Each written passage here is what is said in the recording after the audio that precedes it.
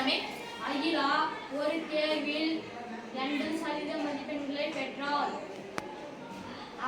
அவள் பெற்றது 576 எனில் அந்த தேர்வின் மொத்த மதிப்பெண்களை காண்க.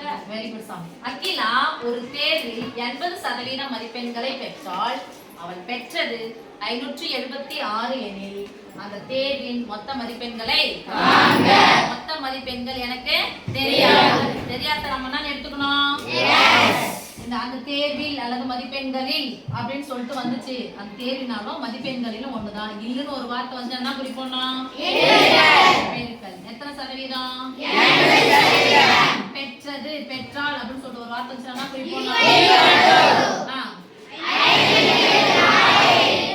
X into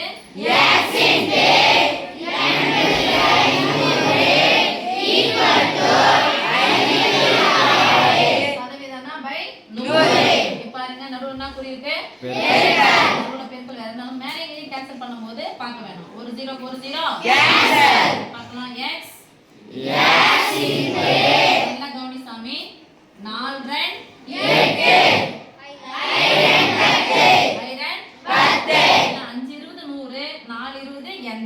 அப்ப நம்பர் பாருங்க 4 by 4 equal to 5 என்ன குறியிருக்கு? பெருக்கல் நேரா என்ன பண்ணலாம்? கேன்சல். ஏன்னா பெருக்கலா இருக்கனால அந்த பக்கம் போனா மாறிடும். அப்படியே கேன்சல் பண்ணுங்க. ஒரு நாள் 4 5 எத்தனை நாள் இருக்குது? ஒரு நாள் 4 மீதி 1 இதான் சொல்லணும். இப்போ என்ன ஆயிடுச்சு? எத்தனை நாள்? 16 மீதி 1 வெரி குட். இப்போ 1 x என்ன பண்ணிக்க போறோம்? ஒரு x இந்த வகுத்தலா இருக்கிற 5 அந்தாண்ட பக்கம் போனா என்ன குறி போட போறோம்? ஏற்கனவே என்ன இருக்குது? 144 பெருக்கலா தான் நம்ம அப்பனா குறி போடுறோம். சொல்ல மாட்டேங்கிறீங்களா?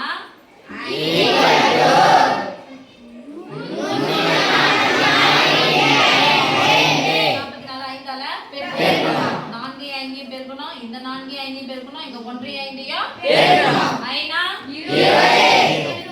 0 மீதி 2 பெருக்கிட்டு கூட்டணும். 20 கூட 2 கூட்டினா 22 க்கு 2 மீதி 2 தானா? 4 5 கூட 2 கூட்டினா 7.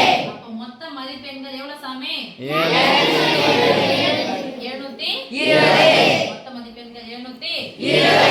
புரிஞ்சுச்சா? எழுதும்போது எழுதணும். மொத்த மதிப்பெண்கள் 720. Okay sir.